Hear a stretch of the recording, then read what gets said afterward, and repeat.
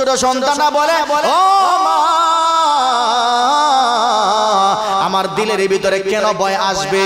ও গো মা, এখানে 500 ভাই চাইতে বাবা আমাকে সবচেয়ে বেশি ভালোবাসতেন। সুবহানাল্লাহ।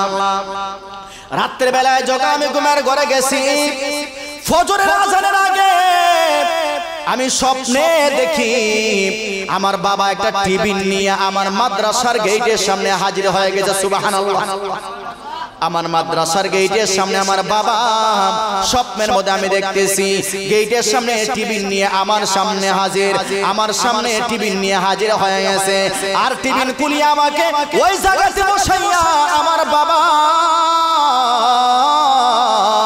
টিফিন খুলিয়া আমাকে মুখে তুলিয়া আমাকে খানা খাওয়াইছে। সুবহানাল্লাহ।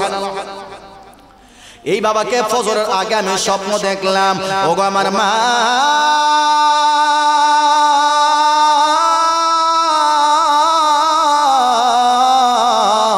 যেই বাবা রাত্রে বেলায় স্বপ্নে আমাকে খানা খাওয়াইলেন, বলো না ওই বাবাকে আমি গুরুস্থানে রাখিয়া কেমনে আমি আরামের বিছানায় আমি ঘুমাইয়া থাকি। সুবহানাল্লাহ।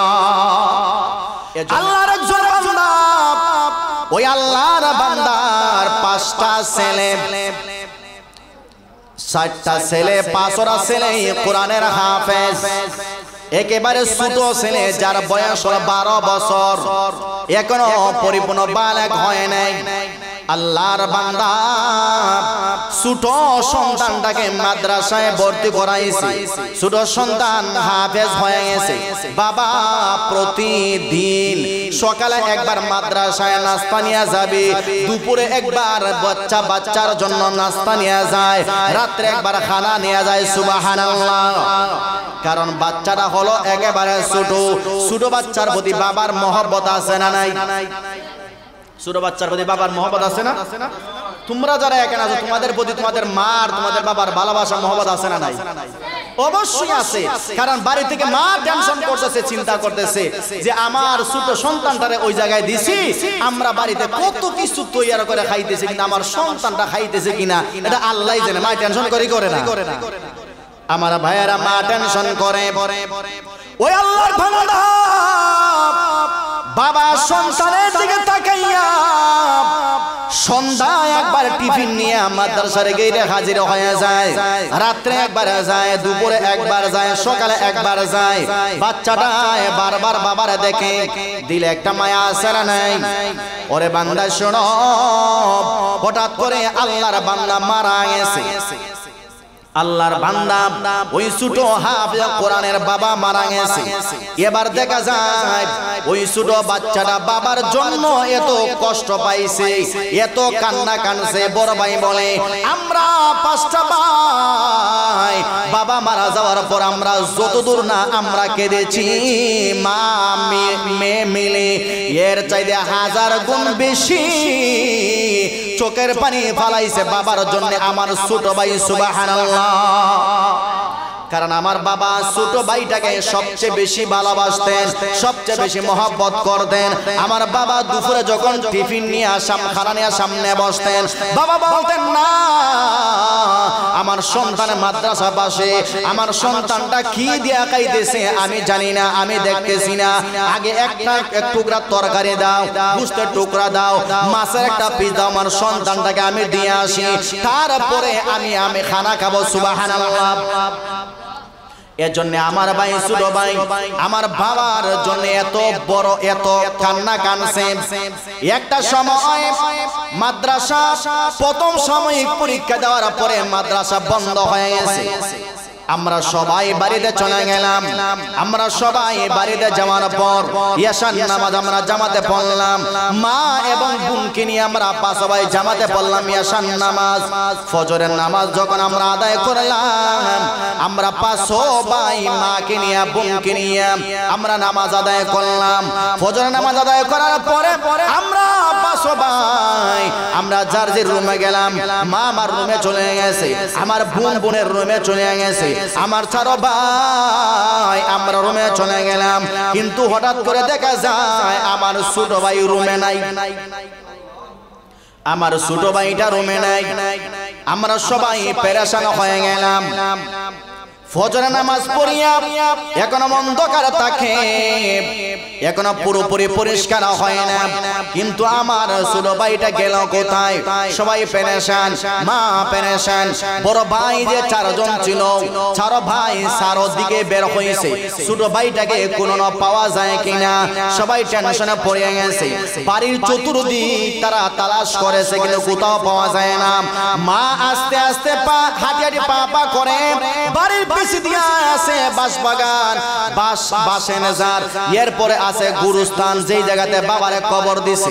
আমাদের অনেক নিয়ম আছে না যে আমাদের বাড়ির পাশে যদি জায়গা থাকে আমরা বাবারে গুরুস্থান দেই, বাবারে কবর আমরা দিই কি দেই না, অথবা মারে আমরা কবর দেই। আল্লাহর বান্দা এবার আল্লাহর বান্দি এবার হাঁটি হাঁটি পা করে বাড়ির পিছনে চলে গেছে। মার কানে গুনগুন গুনগুন একটা আওয়াজ চলে আসছে, সুবহানাল্লাহ। মার কানে একটা আওয়াজ চলে আসছে, ওই গুরুস্থানের মধ্যে বসে কে যেন কান্দেছে।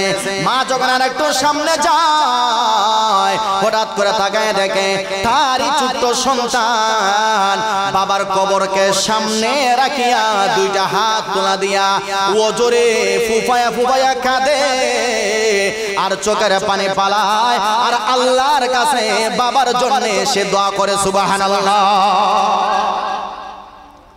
ওই হাফেজ কোরআন বাবার জন্য দোয়া করে। মা আবার চার ভাইকে ডাকতেছে, ওরে আমার সন্তানরা তোমরা কে কোথায় আসো, তোমরা তাড়াতাড়ি আসো, দেখে যাও তোমাদের ছোট ভাইয়ের কাণ্ডটা তোমরা দেখে যাও, তোমরা তাড়াতাড়ি আসো, দেখো তোমাদের ভাই বাবার কবর সামনে নিয়া হাত দুইটা আকাশের দিকে তুলিয়া বাবার জন্য দোয়া করতেছে। চার ভাই এবার যখন বাবা মার কাছে আসছে, দেখতেছে ছোট ভাই বাবার গুরুস্থানের সামনে নিয়া আল্লাহর কাছে ওজোরে কান্দেছে। মা এবার কাছে হাঁটি হাঁটি পা করে সন্তানের কাছে গেছে, গিয়া পিঠের মধ্যে হাত বুলায় বলে, এ সন্তান ভালো করে শোনো, ফজরের পর এখনো অন্ধকার রয়ে গেছে, ঘর থেকে তুমি একা একা বের হয়ে গেলা, আমাদের তো ভয় হয় না জানি তোমাকে শিয়ালে আক্রমণ করে কিনা, না জানি তোমাকে কুকুরে আক্রমণ করে কিনা, তোমার ভিতরে একটু ভয় তৈরি হইল না, আমাদেরকে না জানাইয়া তুমি তোমার বাবার কবরস্থানে তুমি একা একা চলে আসলা, তোমার ভিতরে একটু ভয় তৈরি হইল না? এবার ছোট সন্তানরা বলে, ও মা আমার দিলের ভিতরে কেন ভয় আসবে? ওগো মা, এখানে 500 ভাই চাইতে বাবা আমাকে সবচেয়ে বেশি ভালোবাসতেন, সুবহানাল্লাহ। রাতের বেলায় যখন আমি ঘুমের ঘরে গেছি, ফজরের আজানের আগে আমি স্বপ্নে দেখি আমার বাবা একটা টিফিন নিয়ে আমার মাদ্রাসার গেটের সামনে হাজির হয়ে গেছে, সুবহানাল্লাহ। আমার মাদ্রাসার গেটের সামনে আমার বাবা স্বপ্নের মধ্যে আমি দেখতেছি গেটের সামনে টিফিন নিয়ে আমার সামনে হাজির, আমার সামনে টিফিন নিয়ে হাজির হয়ে গেছে। আর টিফিন খুলিয়ে আমাকে ওই জায়গাতে বসাইয়া আমার বাবা টিফিন খুলিয়া আমাকে মুখে তুলিয়া আমাকে খানা খাওয়াইছে, সুবহানাল্লাহ। এই বাবাকে ফজরের আগে আমি স্বপ্ন দেখলাম, ওগো আমার মা,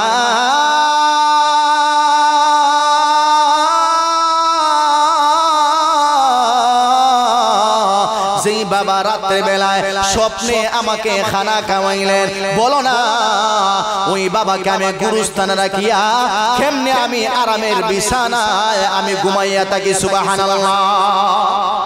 এজন্য আমি আমার বাবার গুরুস্থান দেখার জন্য আসলাম। আসিয়া সূরা ইয়াসিন আমি তেলাওয়াত করলাম। ওগো মা, সূরা ইয়াসিন তেলাওয়াত করিয়া আমার বাবার জন্য আমি আল্লাহর কাছে হাত তুলে দোয়া করলাম, রব্বিরহামহুমা কামা রব্বায়ানি সগীরা।